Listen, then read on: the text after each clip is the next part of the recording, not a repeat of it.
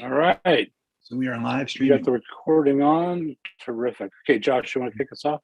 Yeah, just good evening, everyone. I feel like we've been in touch for a couple of instances over the past few weeks, but good to have folks on tonight officially for our January meeting. For tonight's mission moment, I want to take a moment just first to thank everyone for their support over the past few weeks as we determined a path forward in our school programming that we believe is best for our school community. So, as you'll know, we shifted to remote synchronous learning for 12 days in late December and early January due to a surge in cases in late December. And during that time, we revised our protocols and policies given specific health concerns with the new variant. So overall, the revisions are significant in nature and are meant to reduce health risks while increasing the likelihood of strong attendance in in-person learning. Specifically, we're testing a lot more, and we're adopting a test to stay policy that works such that students aren't required to quarantine as close contacts to a positive case if they test negative over a series of 5 or so days and experience no symptoms. So that's a big change. I'll talk about more of what that means and looks like tonight. So over the course of the last week, we took time to gain the buy-in of our stakeholders, including our staff and families. We met with about 200 families on Wednesday to present our revisions. And overall, that went well based on the feedback received. And on Friday, we had a full day with our staff to adequately prepare them for students' return. And overall, it was a productive day. So we returned to full in-person learning today, and I want to share some stats with you that I believe are compelling. So let me share my screen here. Hey, Sal. And give me a thumbs up if you can see my screen. Cool. So when boiling things down, success for us today and this week is based on two things: safety through testing and solid attendance. And so the stats on the slide here reflect where we are as of today in these two areas. So what you see here, let me move you guys over. You see testing in the first sort of general area where I've got some comparables. So for Unity, overall, we tested between Friday and this morning, 80% of our kids. And so many of our families, I want to say close to 200 submitted tests or confirmed negative tests or positive tests in a couple of cases over the course of the weekend. Those were uploaded to a database. And then we tested the rest of our students this morning. So again, about 80% of students tested. Through that testing, we had 7 positive student cases identified. We also, as I mentioned last week, had staff tests before returning. We had 2 positive cases identified there. So that was the intention. We caught some cases before perhaps exposure and some spread. In comparison, the DOE, and this was just me listening to the radio this morning, but 8% of the DOE tested last week overall. So 8% of students overall were tested. For those who've opted into testing, the DOE tested 20% of those students. So big differences here. We're testing many more of our students than the average school in New York City. In addition to that, with attendance, Unity, today, we had about 80% attendance at our middle school and 84% attendance at our high school.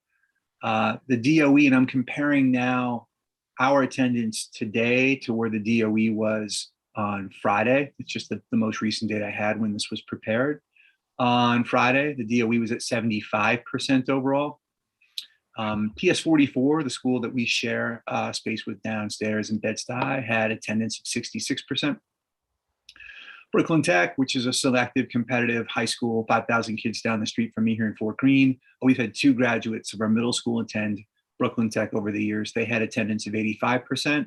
And then Boys and Girls High School, which is the zoned high school for our middle school students, if not shopping around, had attendance of 59%. So overall, I'm satisfied with how today went. And I think it reflects our approach as a small, nimble, responsive, community-based school. And so that's the mission moment for tonight.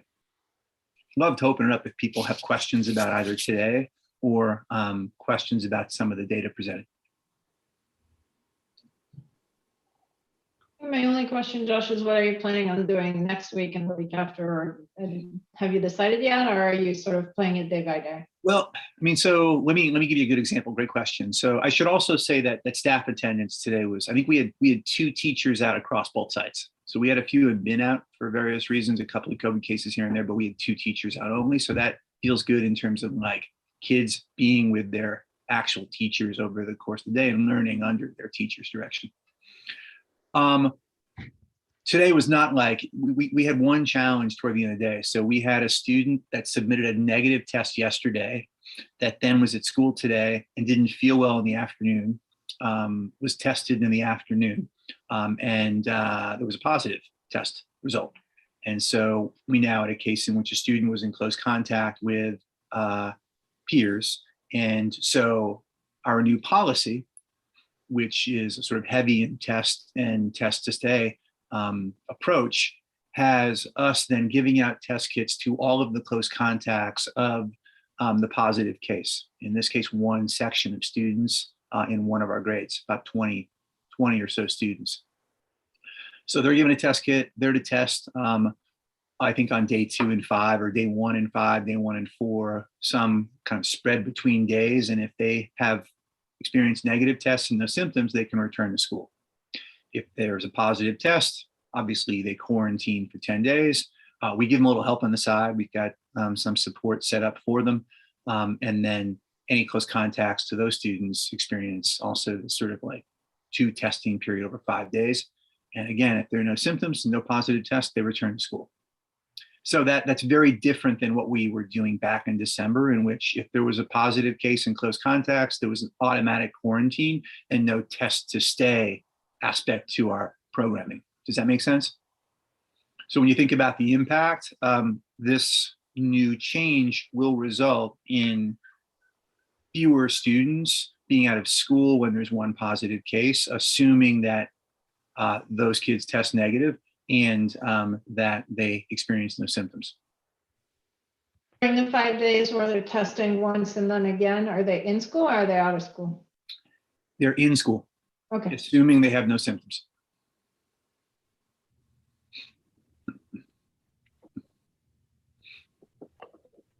Other questions? How many, just on the test to stay, how many is this the standard now for schools, or? It is now becoming the standard, yeah. And so this is now what the DOE is doing too. Okay. I think it's great. Okay, good. And Josh, does vaccination status play into this or no? Are you treated the same? We're testing now. So we are continuing to randomly test 20% of our students each week. And now the DOE had been testing at 10%. And then in January or late December, they increased their percentage to 20%. So we're going to maintain the 20% that we've been testing since September. And the DOE will provide that to us. When we test or within that random sample of students, it could be students who are vaccinated or not, which is also a change. In September, October, and November, and part of December, we were only randomly testing those who were unvaccinated. But for quarantine or test to stay or whatever, the status doesn't make a difference. It's the same rules for everybody. That is correct. Okay. With this new variant, that seems to be sort of the best fit. Breaking through, yeah.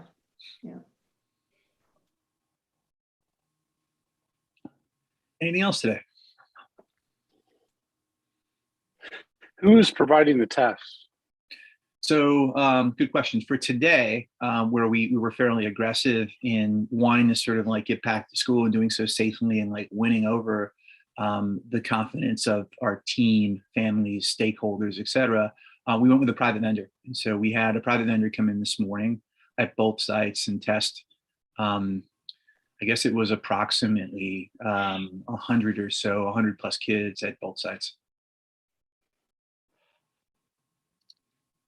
So I just got an email from my child's late last week, right, Josh? Yeah, we offered tests to students on Friday for pickup.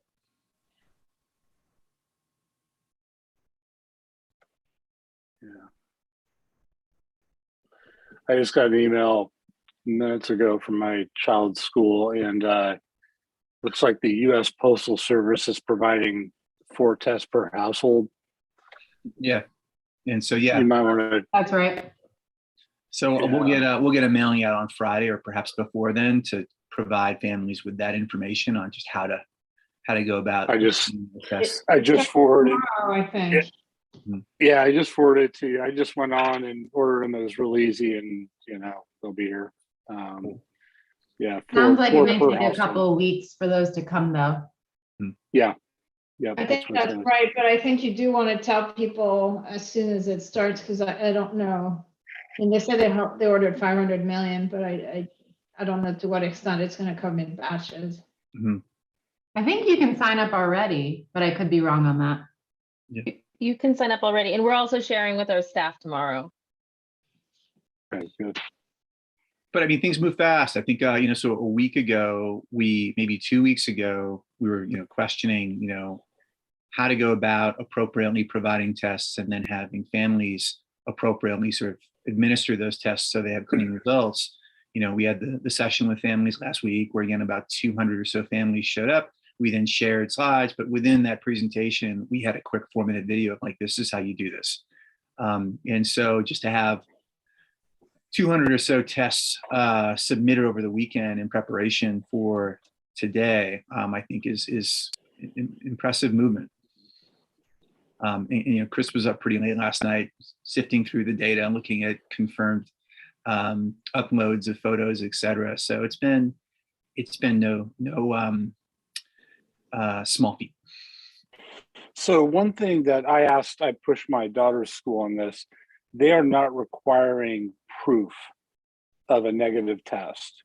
It's simply honor system. You take the test, and and they have an app that you I think I saw something in one of the materials where you guys have purchased an app or whatever. Mm-hmm. So it took the burden off of the administration to actually, confirm a snapshot of a negative test. I don't know if you've looked at that.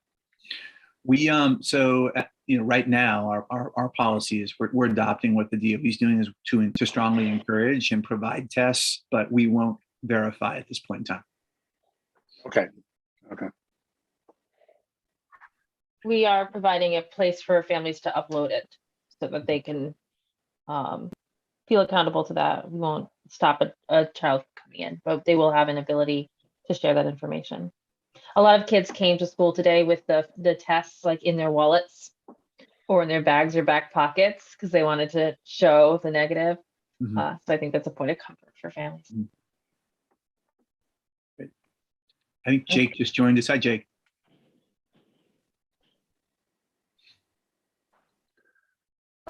Josh, you want to keep rolling if there's no more questions? Yeah, let's keep rolling.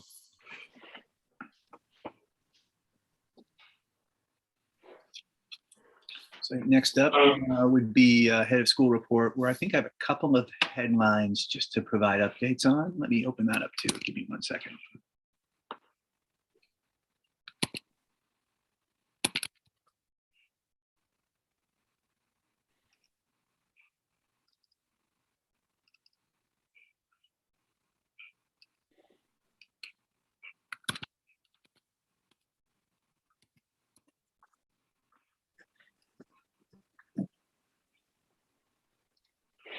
Okay, here we go. So I've got the school leader report open. I think we've talked about much of what's in my header here or intro. And so I'm just going to spend some time on this first section with just some of the headlines I provided yesterday, and then offer some updates.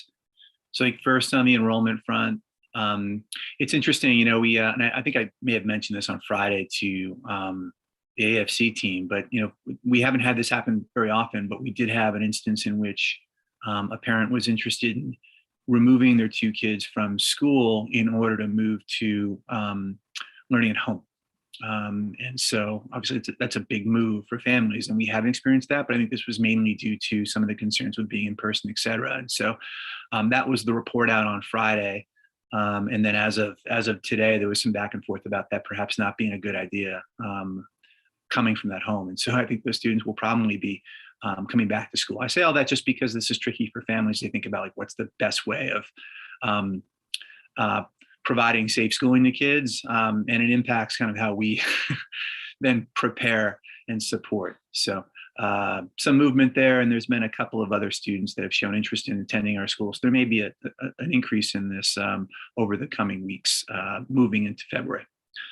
So that's one with enrollment as of now. I think with attendance, I would just say that last month, it said that, you know, attendance was between 86 and 91%. I provided the attendance for today with our return to in-person. And I think the concern is still there with regard to just the percentage of high school students that have attendance of 90% or above. And this year it's just under half. 2 years ago, last time, or pre-COVID, last time we had a full year of school before COVID, it was 76%.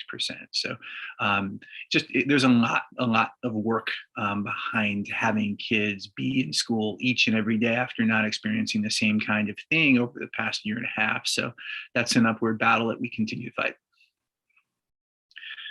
On the staffing front, I mentioned this during the SLC call, but I would say while we feel pretty good about where we are right now, there are challenges that continue. We've got a couple of key vacancies in high school science and in math at the middle school. But I would just say this, that, you know, even with having few vacancies, we do have a number of staff that are out right now. We've got 4 staff that are out on primary caregiver leave, the most we've ever had. And so lots of babies in Unity Land these days. And then we've got a couple of folks out for individual reasons, some disability related stuff, et cetera. So it's just, I think with that, we're stretched and continue to be, even though perhaps we don't have the same kind of level of pure vacancy that maybe some of our peer schools have. So that causes just some stress with regard to the amount of work that people who are present for each and every day taken on. Just for not to prolong our call, but I'll say on the classical call earlier, this was one of the things that the head of school complained about. I guess the city or the state passed a law that makes it so that you have to offer 10 days of paid time off anytime somebody has COVID. So basically, they're finding that now anytime a teacher has COVID, they're automatically taking 10 days off.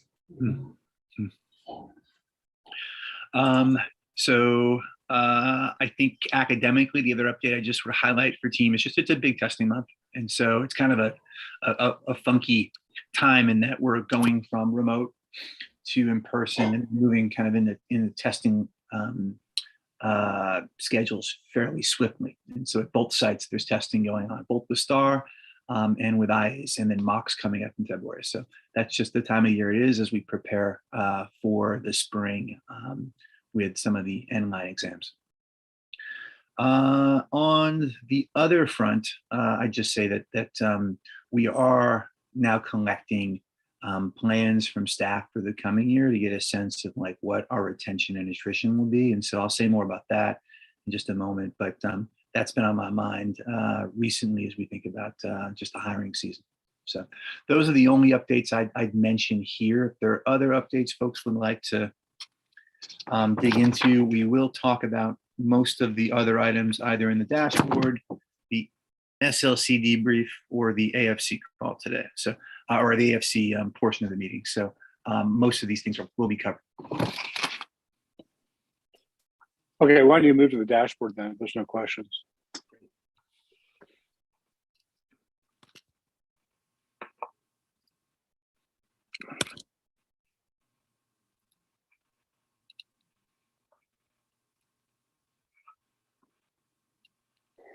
Okay, so dashboard wise, there are 5 tables that I want to spend some time with and report out on with this group of members tonight. First, table 1 with student enrollment. I mentioned we're at 519. I think we're probably at 521 with those 2 students I mentioned earlier.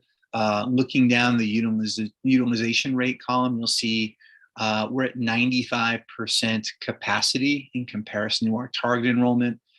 Slightly below that at the middle school at 91. That mainly is due to 7th grade. So this is not new news. This has been the story for the past few months, and 99% capacity at the high school.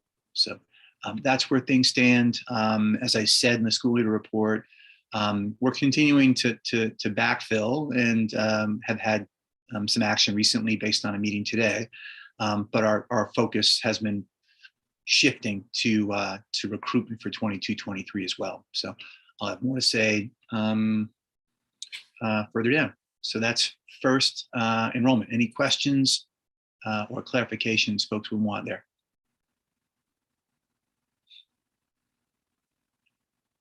Okay, moving down, I'm now going to move to student attrition, table 3, and I just say we're in good form. It's related.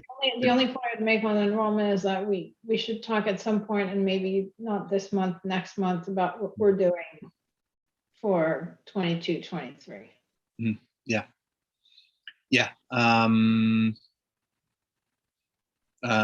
Most certainly, and that may come up during the strategic portion of the meeting if we want to go there. And so, in addition to attrition, which I just say is in good form, we're at right now. I think our goal this year is to have no more than 10% of our students attrite from school over the course of the year. I think we're to just over 2% right now. With finance, we'll talk about that later on in the meeting. With student attendance, we've talked about that already, so nothing more to add there.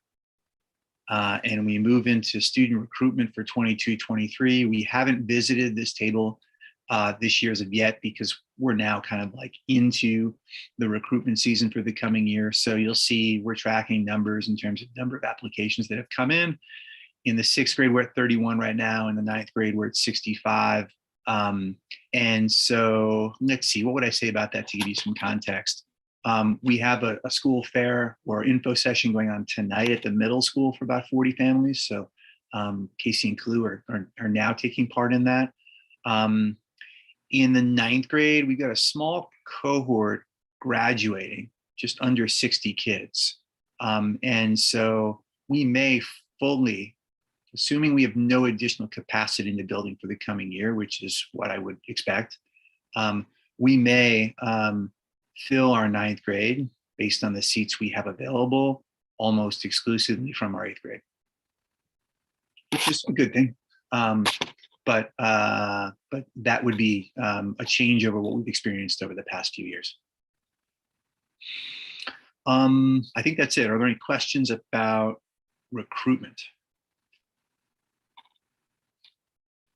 One more point there. I think these numbers are especially valuable when we have like annual comparisons. Where were we last year as of February, application wise, in the 6th grade versus this year? So we'll have that information available during the next meeting. I'm going to move us down to table 11.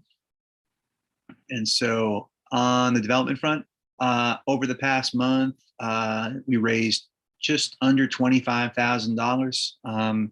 And so I want to thank folks on this call tonight for your generosity in giving to school year end. We're now at 50% board giving as of January. The sort of period that we gauge this is from September to August, so plenty of time to give. In terms of the giving, I don't have numbers on the range of donations, but you'll see there were 12 donations provided. And so a rough average of $2,000. I think the range was probably between $10,000 and $100. So quite a range. So that's where we are now. And I think that is a good place to be given some of the other things that we're kind of focusing on at this point in time. If we feel like we need to double down and think about this more because of some endeavor we're looking to take on near term, we can, but I think this suffices. Finally, I want to move to table 15, which offers updates on COVID vaccinations among students. And so you'll see, I'm just going to spend some time on the overall row. A third of our students, grades 6 through 12, now have been vaccinated as of January. This represents a 4 percentage point increase from the prior month. About 5% of our families have reported being vaccinated, but we don't yet have verification, so we don't have those forms in. 34% of our families have reported that their child is not yet vaccinated. And then about 28% of our families are unknown at this time. So that's where things stand. We continue What to your get the town is word out. vaccinated for these purposes? Oh, sorry. Say that again. What's vaccinated for these purposes? 1 shot, 2 shots, 3 shots? 2 shots. Okay. So we continue to get the word out as much as we possibly can in any moment that we can. There is an interest among our families based on the feedback we received on Wednesday to provide a virtual meeting with a local pediatrician. And so many had kind of put that forth as an option. So we will pursue taking that on and making that available to our families. And that's it. On the dashboard front. Sorry, Maria? A vaccination clinic, or are your numbers not high enough?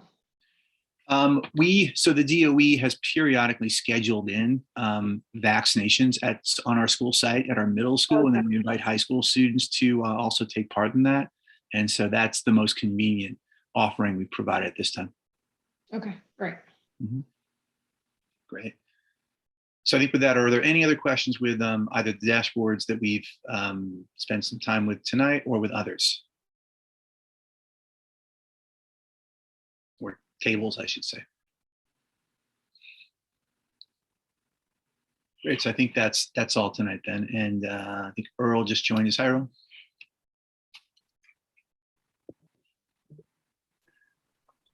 And Okay. back to you, Jim. Yeah, let's keep going. Strategic planning.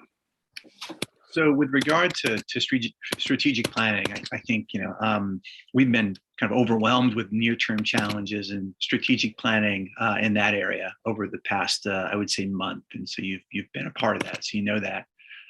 In zooming out a little bit, I'm thinking a lot about sort of staffing for the coming year and gearing up for what I imagine will be a very competitive hiring season, in which we may have more vacancies than we typically have too. So you've got maybe fewer folks available. You've got a need. You've got people with kind of federal funding or schools with federal funding haven't had.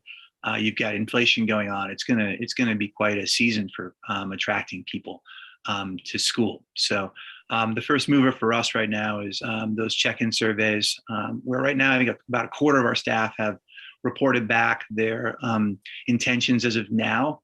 And that's due on Friday. So people have time, and we'll chase them down and have them submit their latest thinking. And then we double back and have some conversation with folks based on what makes sense for school. And so that's the next move. What I'm also having done is some analysis on compensation from a budgetary standpoint, and what is possible, looking at what the DOE is offering for teachers in their first 10 years, looking at what charters are offering based on some of the surveys that the Charter School Center has put out over the past few years, and trying to be competitive. And so that's a work in progress, but I imagine us needing to sort of put more toward compensation than we have this past year to be competitive with what other schools are offering, and we'll see. So I think that then relates to perhaps what our staffing model is, and whether there's an ability to perhaps be a bit lighter in the coming year to then be more competitive on the individual front, particularly for those who are top performers and top educators in the field. So that's the latest thinking. There was a budget, I think, floated today in the state where per pupil funding seems to be headed toward a 4.7% increase, which is significant in comparison to the last few years. We'll see if that stays, but there's been no indication of kind of deviating from the formula that's been used by the state for per pupil as of now. So that's where things stand. In plugging that into this year's budget, which I did today, just to sort of see where it or how it impacts things, it added about $400,000 to $500,000 in revenues based on our student population this year versus last year. So that's the latest thinking. But a lot of my thought goes to, again, thinking about team and talent and recruitment and retention over the following months. There were a couple of conversations during committee meetings on this topic this past week, but does anyone want to provide any insights or additional questions that might be useful for this team to discuss as a group?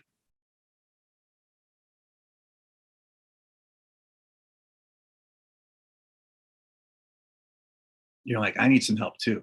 It's competitive out there.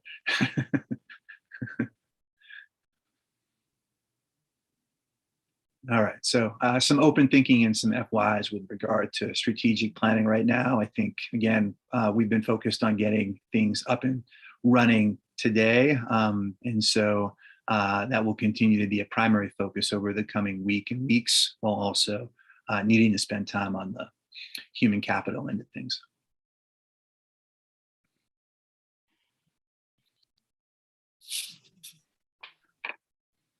Okay, should we move to AFC? I think so. Chris, is Alex on as yet? Yeah, she had a family emergency. She's not able to join tonight. Okay. Cool. Is your plan then to play the role of Alex? So essentially what Marianne was on AFC last Friday. All of our key metrics are healthy and the budget seems to be running as is. We're continuing to utilize 521 as the enrollment number. Yeah, no major updates. Our big ARP ESSER 2 grant was recently approved after we've been working on it for the past few months. And we're transitioning right now to the new payroll system and the new 403B system with the employer match scheduled to begin on February 1st. Yeah, I think the month to month was driven by enrollment, right? All the variations were enrollment driven, or the meaningful ones anyway. And I think on the 403B, I asked whether we had any sense of participation, and the answer was not yet. So. Yeah, and I'd add that there are two approval items that we did discuss during the call that will come up later on in the meeting. Yeah. We also had, again, as I mentioned, some early conversations on compensation and what that means for the budget in the coming year. The past 2 years, we've done some lead thinking prior to the February meeting on the compensation budget, so that we can get out the gate and start hiring people with a sense of what's available. So we'll revisit that next month in February. Yeah, and I think having the per pupil directionally is helpful, right? Yep. Just a no ballpark. If you kept your enrollment constant, where your revenues would go, I think it's a useful indicator, even if it's not passed yet. Yep, that's right. One thing on the report, I apologize, I got pulled away. I couldn't jump on the call, but there's the enrollment variances, and I don't know, Chris, if you could share it or somebody. It doesn't really matter.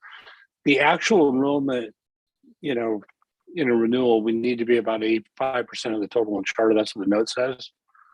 Mm-hmm. But it compares it to the 80% number, which is actual to budget. I think we need to focus. So yeah, if you kind of go down right in there. Yeah. So that's an apples to oranges comparison. I think this is clearly going to become a critical thing to focus on. If, we obviously are, but the actual to budget is 80, but we need to be 85% of the charter, which is a much higher hurdle.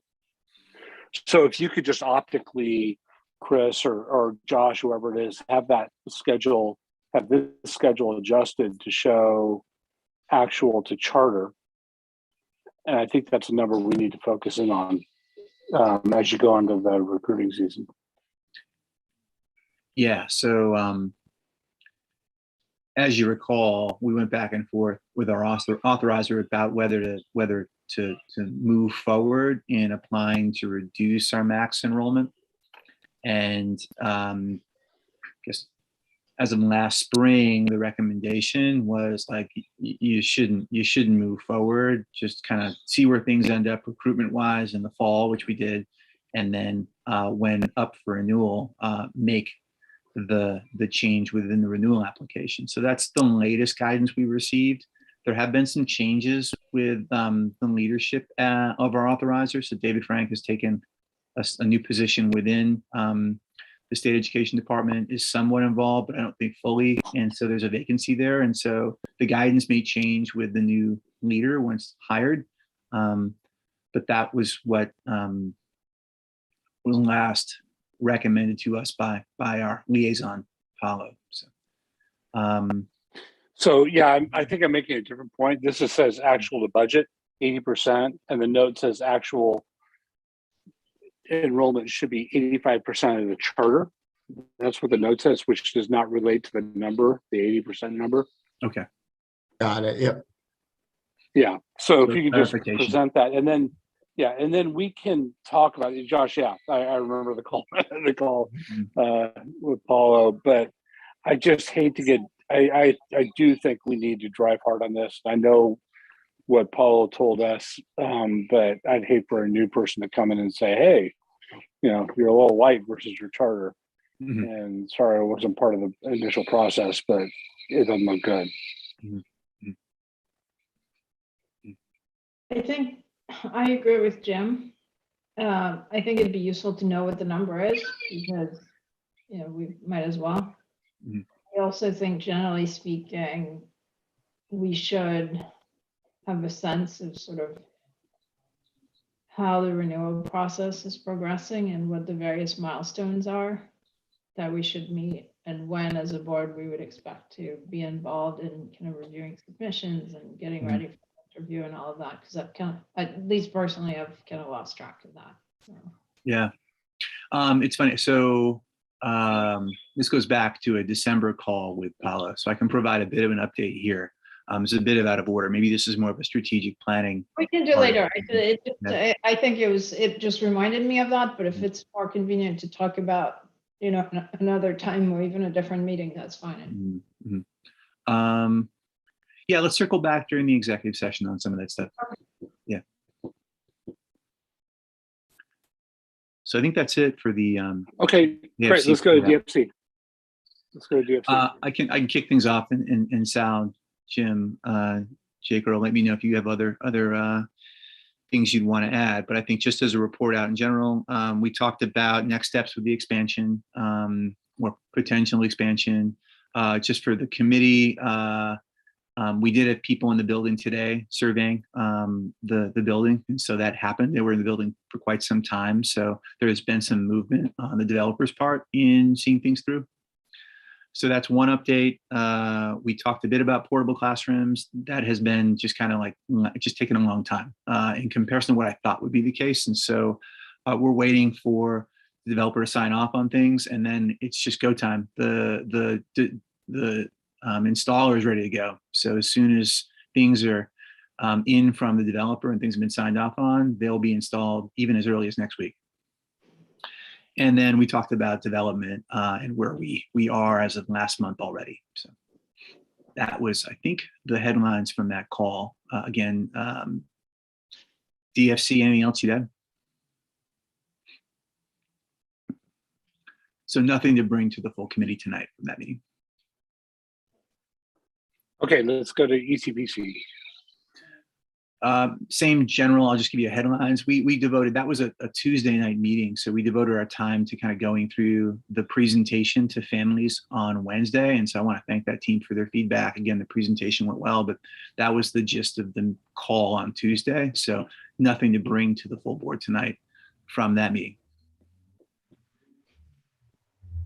Okay, SLC. Yes, I think there are two things we're going to report on tonight coming from that call. We're going to talk about perception, survey data and responses, and then we're going to talk a bit about middle school math results. So let me share my screen. Give me 1 second.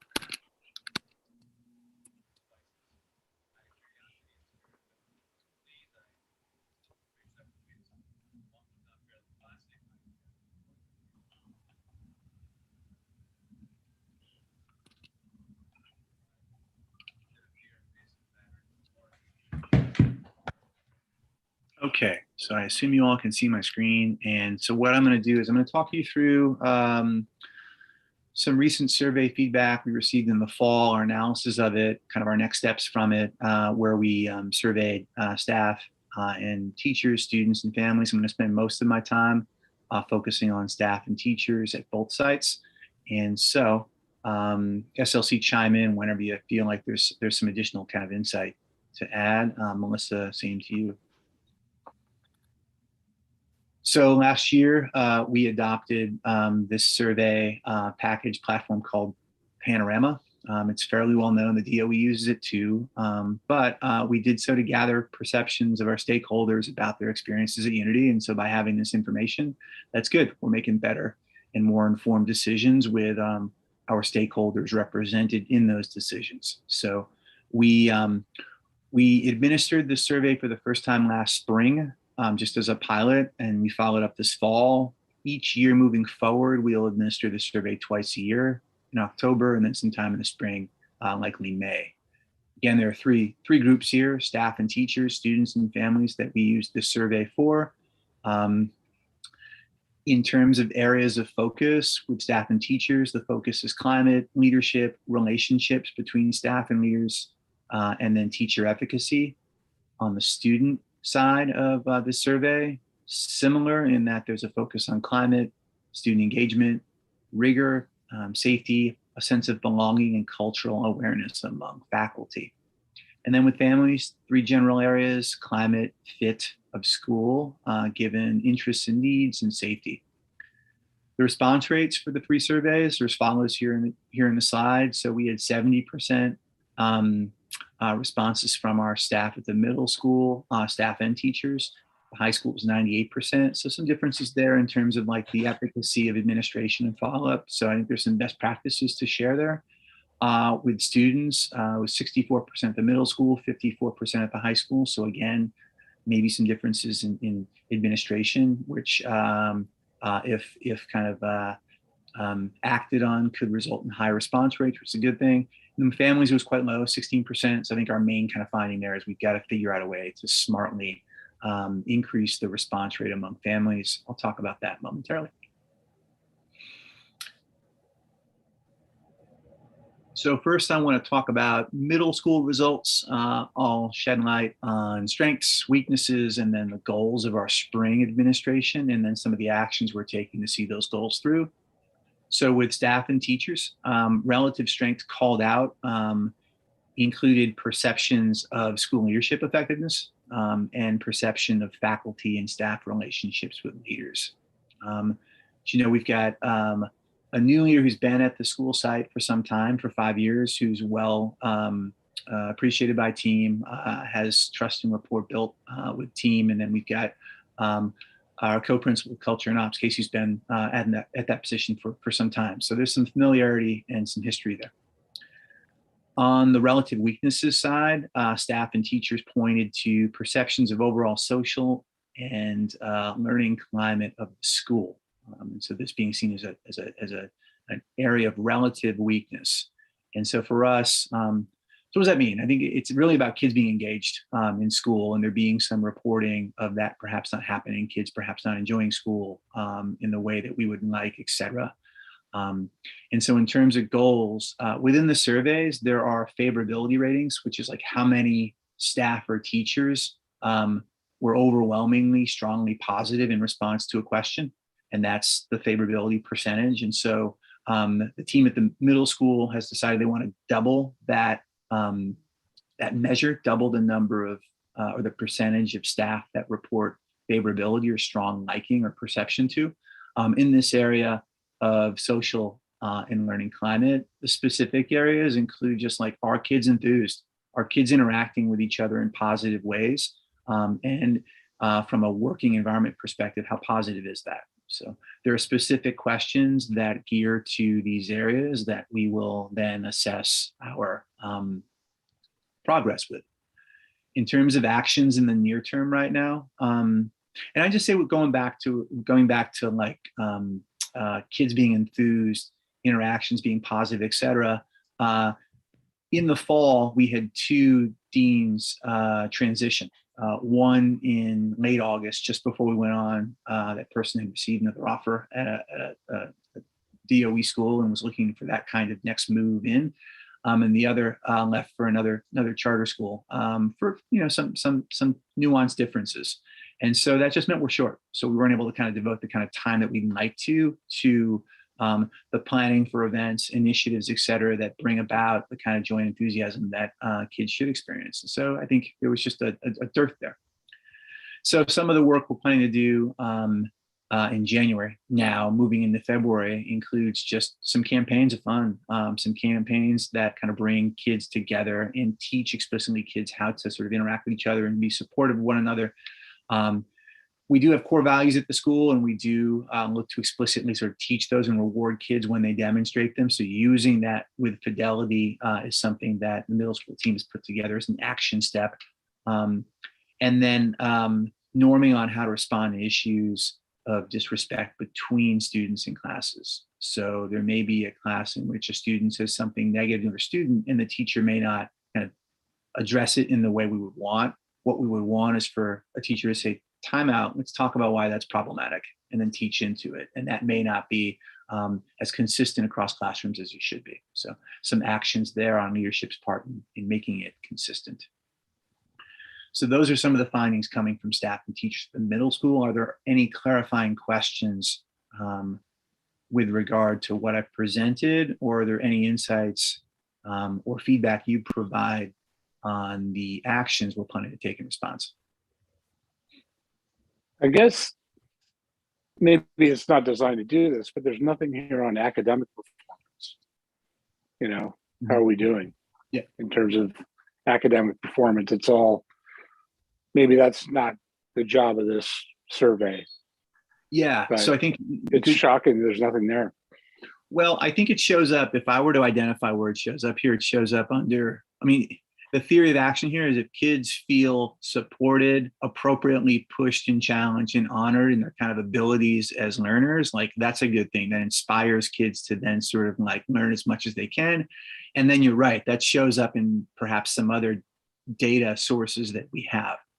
But I think there's a connection between school culture and the perceptions of kids and staff about kids that does play directly into then what students ultimately learn in school. Yeah, and in the full version, I can't remember exactly, but there are some questions sort of like how rigorous or how engaged are the students, and there was some, you know, in the feedback sections, there were a few teachers who said they'd like to see more rigor. So, and that was one of the things we talked about in the SLC calls. It wasn't like an overwhelming set of responses, but it was in the mix. I think it shows up more on the high school side, if I remember correctly. Mm-hmm. Mm-hmm. So let's move over to the high school. And what I should have done, I should have pulled out some anecdotal stuff, maybe a couple of sample questions. So note to self for next time. Again, we'll be looking at this again in the spring. So on the high school side of things, and again, we're focusing on staff and teachers and their perceptions based on feedback in the fall. Relative strengths included their perceptions of overall social and learning climate of the school. So a good sense of like, hey, some of the things that were seen as weaknesses at the middle school were perceived as strengths at the high school when it came to like student climate.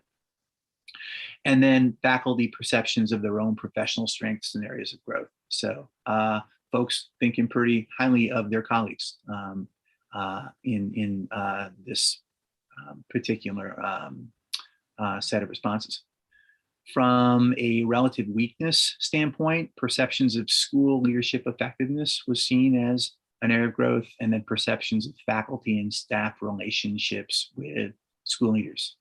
And so we did get to talk about this quite a bit within the SLC call, but I think, you know, look, I'm at the high school in a place where we've got a new leader coming in from another school with different experiences, and then what we've done and how we've done things, and then kind of wanting to sort of like both continue to do the things that we do well as push ourselves to sort of do things better, and perhaps that not always clicking or connecting. And so I think there are perhaps some rookie challenges going on with regard to some of the transition this year, and that to me, and looking at the data, explains a good portion of it.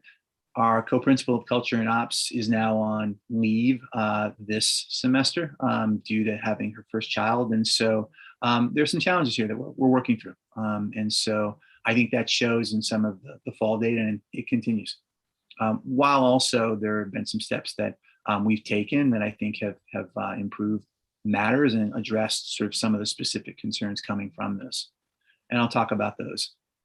The goal for us is to also double favorability ratings here with the perception of school leadership effectiveness and staff and leader relationships. And so specifically, the questions around trust and input is what's on our mind.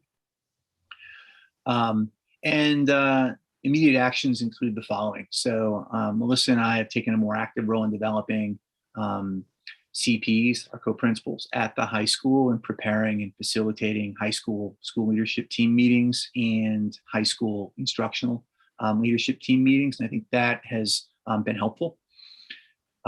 We've also begun to establish kind of a protocol for soliciting input from stakeholders, staff, when considering policy changes.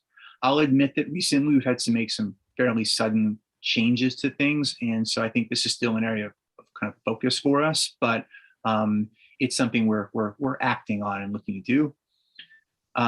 We've also built in some time, just time for check-ins. And so thinking about our kind of weekly calendars, being strategic about the way in which we use our time. So we're building connections with people, gaining insights, getting input, et cetera. And so that's now built into my calendar in a way that I think has been helpful. And then same with other leaders at school. And so those have been some of the main drivers or things we've done that we think will address or respond to what is seen as this relative weakness. And so again, I come to team here and say, do you have questions about this, or would you offer any advice about things that we might add to our action list here?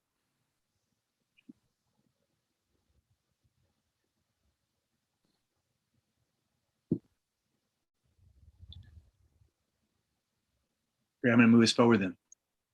And I'll do so rather quickly, just with students. And I don't mean to like not to skim over students. So let's honor this. So at the middle school, relative strengths among students, their perceptions of rigorous expectations and how attentive and invested students are in school.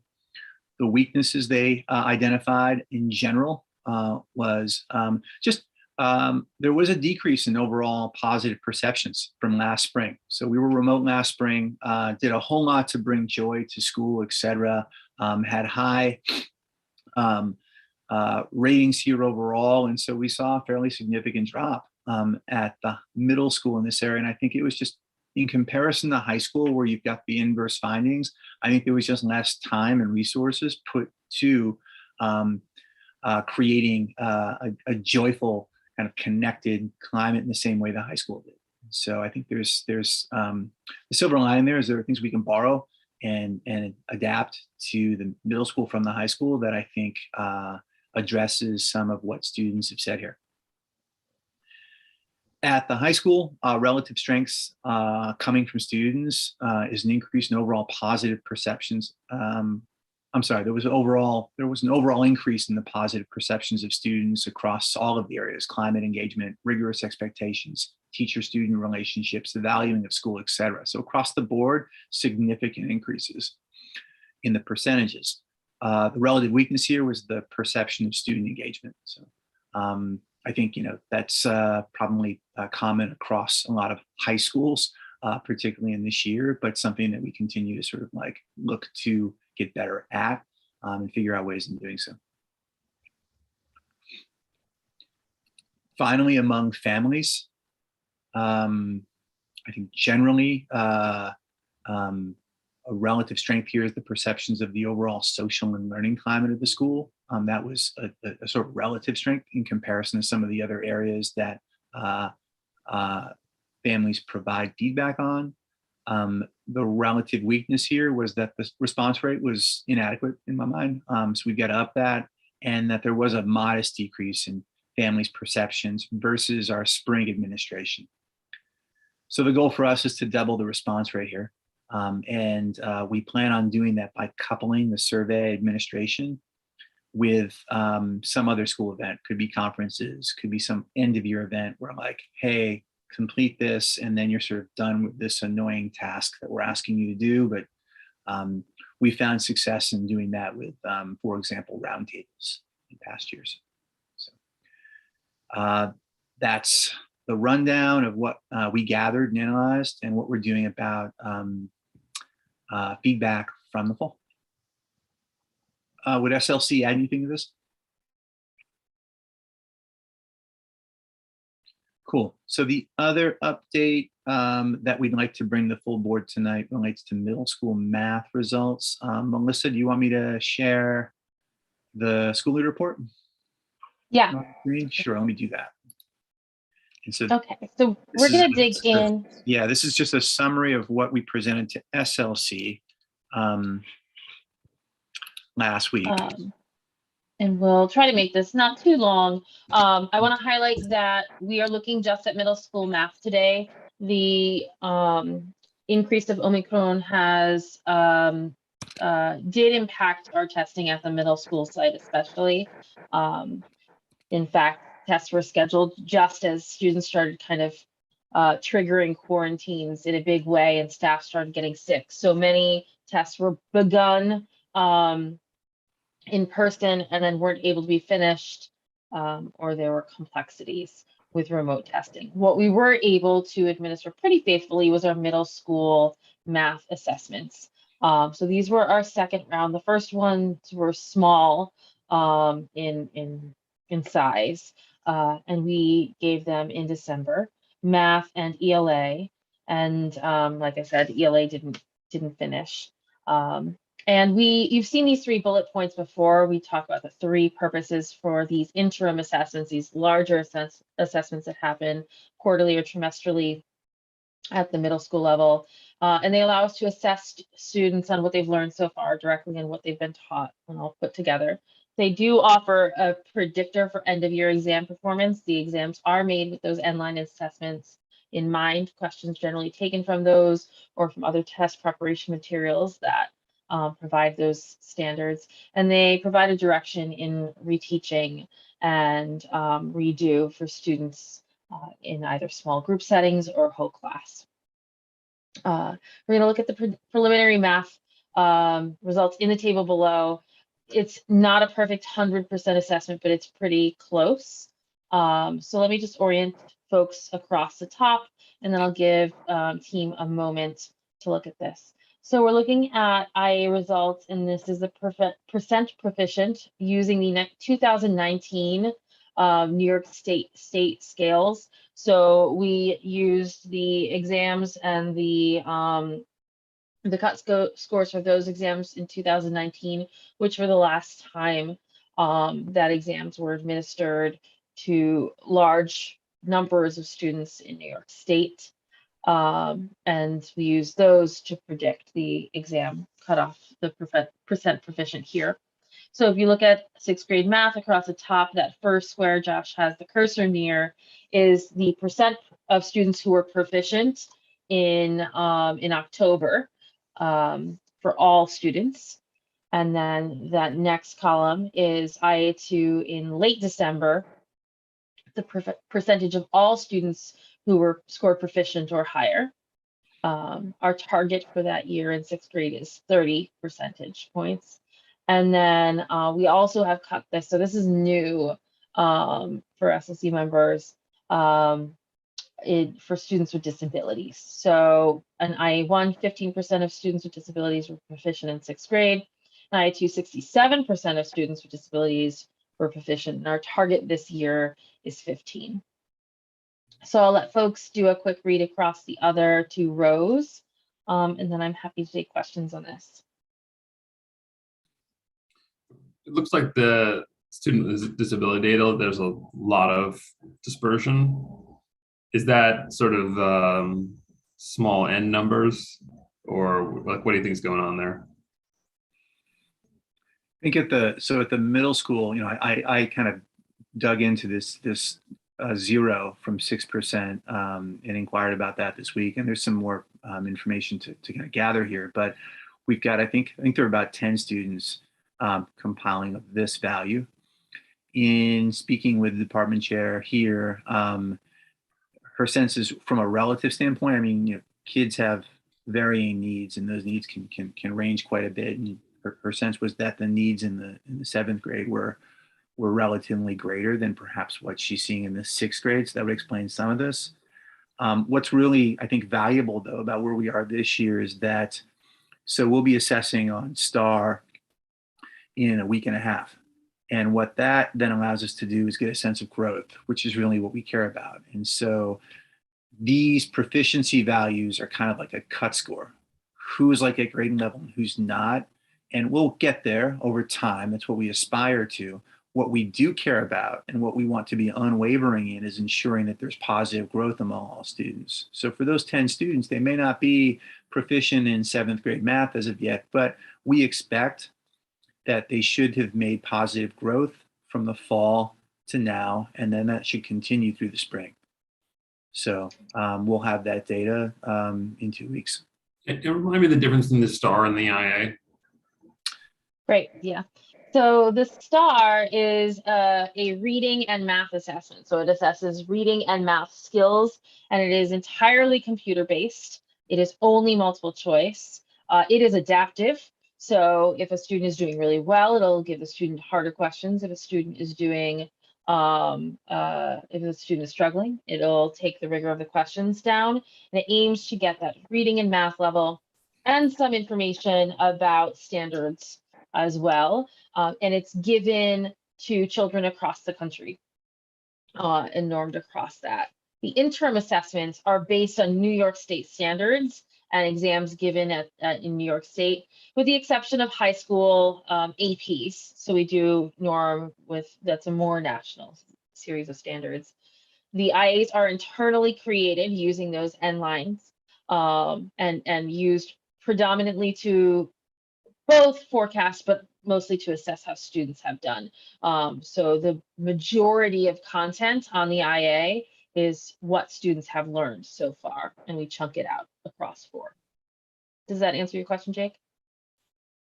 And I also just looked up the question earlier. There's a similar number of students with disabilities in our 6th, 7th, and 8th grade in math, 15, 16, and 16, though our 6th grade class is larger. So there's a smaller percentile of students with disabilities, but numerically pretty similar. And everything else Josh says stands. The increasing rigor of standards across middle school, with 6th grade being a little bit closer to elementary school standards, a really strong math teacher, and just some more profound needs in our 7th.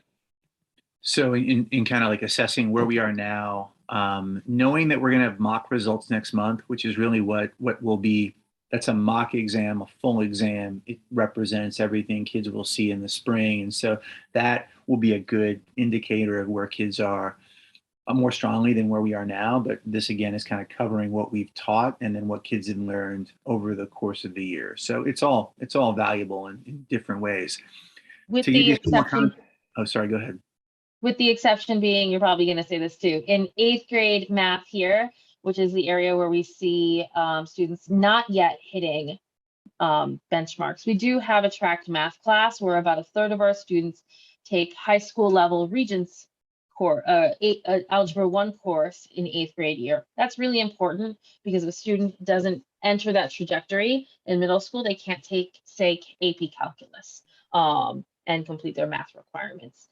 So 8th grade is interesting in that all the students take that 8th grade math examination in the spring, but also take that Regents exam at the same time in June as high schoolers. So they're covering mostly Regents standards, but they will also need to take that 8th grade math exam.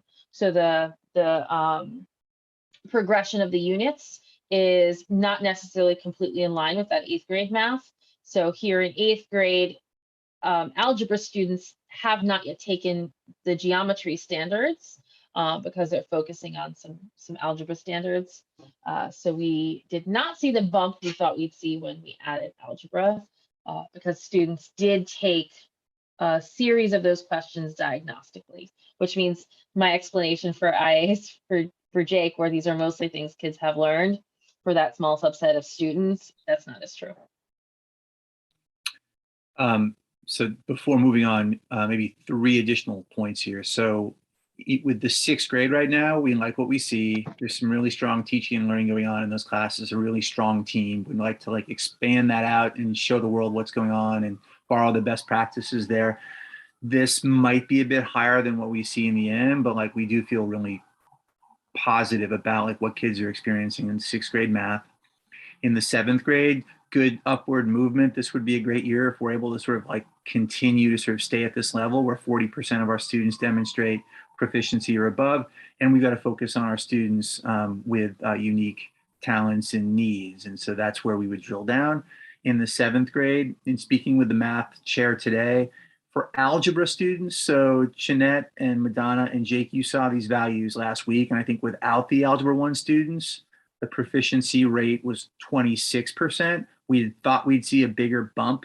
We didn't. And that seems to be because there was a chapter on the 8th grade, in the 8th grade courses that are not Algebra 1 covering geometry, where the kids in Algebra 1 are not seeing that same material. And so they were assessed on something they didn't see, but the material will all converge over the course of the next couple of months. So the math chair is confident that we'll see an uptick in the percentages moving forward. All right, back to you, Melissa, with regard to strengths, concerns, and next steps. Yeah, so as far as strengths go, we're fairly pleased. Students are on track to meet our targets in grade 6 and 7. A little bit further behind in 8th grade, though, we do anticipate a little bit of a bump there when students aren't, it shouldn't be a huge surprise that kids who have never seen 8th grade geometry content haven't mastered it yet. So we're hoping that we'll go up there across time. And then a greater percentage of students in all grades demonstrate proficiency on IA2 versus IA1. So a constant across each exam is that for the most part, this is what students have been taught. Here with twice as much material, students are still improving because this is cumulative. And then our students with disabilities in 6th grade are on track to outperform our targets by quite a bit. Some concerns we have, we are still concerned about 8th grade, even when the 8th grade exam catches up to our algebra students, or vice versa rather. We still would like to see that number a little bit higher. And then in 7th and 8th grade, we are not meeting or exceeding our target currently for students in 7th and 8th grade. So we're going to do a little bit of this work. Josh has started doing some of this work. He was at the middle school today and was able to connect with our department chair there, just understanding a little bit more about those grade 8 results and why more students didn't demonstrate proficiency. And then looking a little bit more at our grade 7 students with disabilities to understand how, why they aren't demonstrating positive growth. Mm-hmm. And then, so looking there, we see students close at our 7th grade, 8th grade level. We see students exceeding at our 6th grade level. We don't see that pattern continuing in 7th grade. So understanding a little bit more about what interventions might best suit kids there. And then pretty soon we will see our STAR results. So there are some limitations in STAR results over, say, an IA, in that a large portion of exams are not, say, a writing portion, which is included. So we might be missing some bigger picture things if we rely too heavily on STAR. However, I have a white paper here that says that that STAR is incredibly above 90%. I haven't memorized the number, predictive on the state exam. So we do have reason to believe that these numbers should complement each other more than they should contradict each other. So we'll see what happens when those results are in. Questions from team?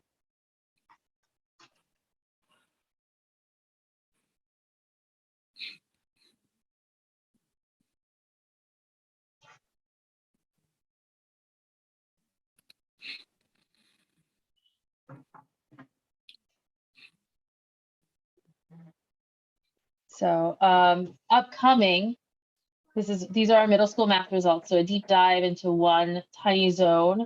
Next week we will kick off those exams at the high school level. They will be the first sort of 3-hour long sitting for tests for students in quite some time, in person at least. Students did take very long AP exams from home last year or in the building on computers. So this in many ways will be like a physical dress rehearsal. We are anticipating maybe a slightly lower performance than we'd anticipated before the pandemic heated up again. And then we'll have that to report on very soon. I guess the only last thing I feel like I have a broken record on this, but I think it's valuable to try to predict, go into it and say which of your teachers you think are doing well, which are which cohorts of students do you think are going to perform well and not well, and it'll give you a sense of how well some of our own feedback mechanisms are working.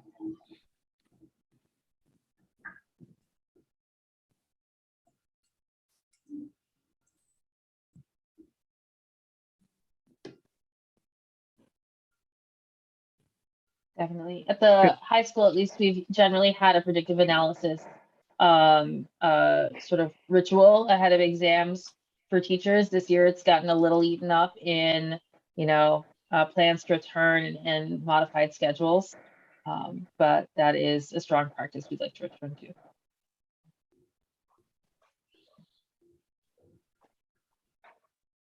Okay, should we move on? Any other questions here? Okay, associate board. Anything to report there? No. Okay, let's move on to the approval items. First item is the minutes from the prior meeting. People could turn their video on. Thank you. Assuming everyone had a chance to review, any questions, comments on the prior meeting? Okay, so approval item is the minutes from the prior meeting. All in favor? Okay, thank you.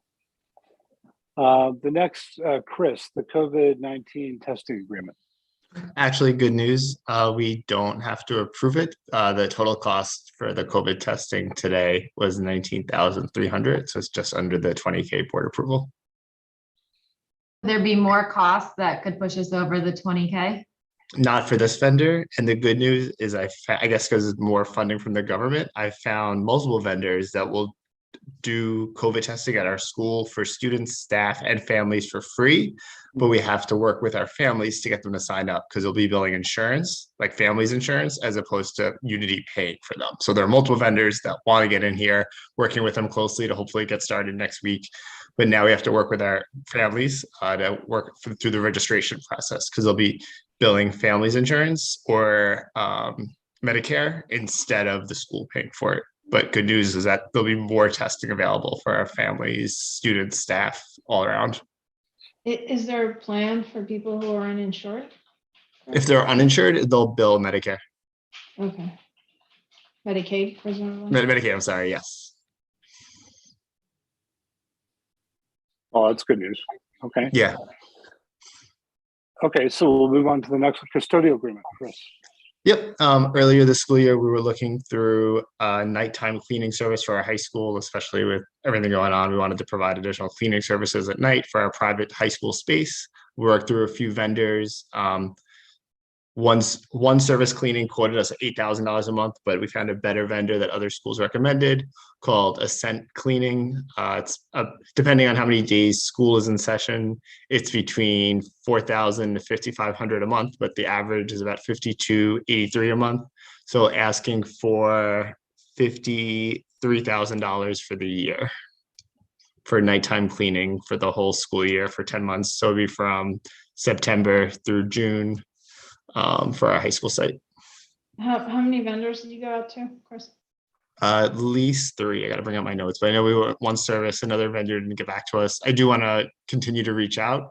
We initially started at $3,883 a month, and then from September to mid-October, they claimed they needed more hours, so it went up from 3,800 to 5,200. I haven't gotten to look into other vendors since that price went up, so I do want to do that next month. Okay. Okay, great. Okay, all in favor of the custodial agreement? Thank you. Thank you. I think what we should approve is sort of the 53 or better, right, Chris, if you can. Yes, I'll find. Any other vendor I find will not be over that. That'll be like the absolute cap. Terrific. Okay, public comment. I don't see anybody from the public here, so we'll move on.